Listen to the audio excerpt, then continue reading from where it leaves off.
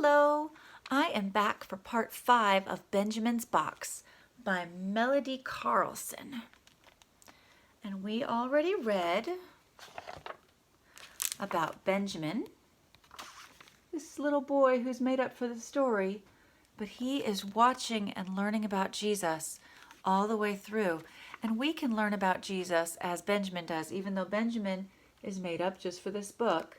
The things that he's watching happen with Jesus really did happen. So there's Benjamin, and here he is with his friend Eli, and he's showing Eli his treasure box. All it has in it at this point is some old straw, but that old straw is from the manger where baby Jesus lay when he was a newborn baby. On this page we heard about the donkey. When Jesus was a grown-up man, he rode into Jerusalem on a baby donkey, and the people cheered for him and treated him like he was a king. They waved palm branches and put their coats on the ground in front of his donkey. Uh-oh. But on this page, we put a coin in the box because Judas Iscariot gave Benjamin a coin to tell him to be quiet about the leaders wanting to spend money to get Jesus, to catch him. So we're going to start here today. Here's the picture. You can see Jesus is through that doorway, and Benjamin is carrying a pitcher of water. And over here you can see that this page says the cup. Let me see if I can read it to you.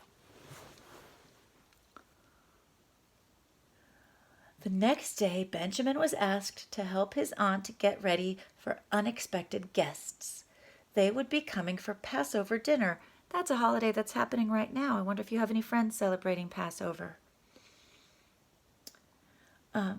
He went right to work carrying jugs. "Did you hear the guest of honor is Jesus?" said a servant girl. Benjamin's eyes opened wide. Imagine, to serve such an important man! He must work hard and do his very best. 2 of Jesus' friends came to help, and Benjamin listened as they talked to Jesus. They loved him so much. Soon Jesus arrived and the supper began. If Benjamin listened carefully, he could hear some of their words. But what did Jesus mean when he said that the wine was like his blood and would be spilled, and the bread was to be broken like his body? It made no sense. Then Jesus said someone would betray him. Well, Benjamin smiled. He wasn't worried. He knew that Judas would prevent this. Remember, betray means to turn against him. And we know that the leaders are offering money for someone to turn against Jesus. And Benjamin warned Judas, uh-oh, someone's going to turn against Jesus. And Judas said, I'll make sure it doesn't happen. But guess what? Let's keep reading to find out. After supper, Benjamin found a broken cup. He saved it to remember the night when he served Jesus. I'm going to read 2 pages tonight because they kind of go together. Notice he didn't put anything in his box yet. He just saved that piece of the cup. Okay. And here's Benjamin asleep. But I see Jesus down there. He's on his knees and he's raising his arms up to God.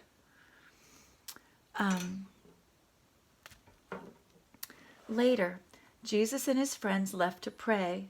Benjamin wanted to pray too. He followed at a distance, watching as they finally stopped in a garden. Benjamin sat beneath an olive tree and broke off a twig. He couldn't hear Jesus, but he knew he was praying. Benjamin prayed too, and as he prayed, he rubbed the twig between his hands. Before long, his eyelids grew heavy, and he soon fell asleep. Loud yelling startled Benjamin. He leaped up in time to see soldiers taking Jesus away. "Stop!" he cried. "You can't take him. He hasn't done anything." "Shh, boy," said one of Jesus' friends, holding Benjamin back. What's wrong? Demanded Benjamin. Why are they taking him? They want to question him. Benjamin pulled away. Well, why didn't you stop them? The man just shook his head and walked away. All of Jesus' friends were gone now. Benjamin saw the smooth twig in his hand. Dear God, please take care of my friend Jesus, he prayed as he walked. At home, he placed the broken cup and the twig in his box. Jesus knew someone would betray him. He knew it was Judas Iscariot. And it's all part of God's plan, even though it seems really terrible. So here's my box. You can see I still have my straw in here. I have this little toy.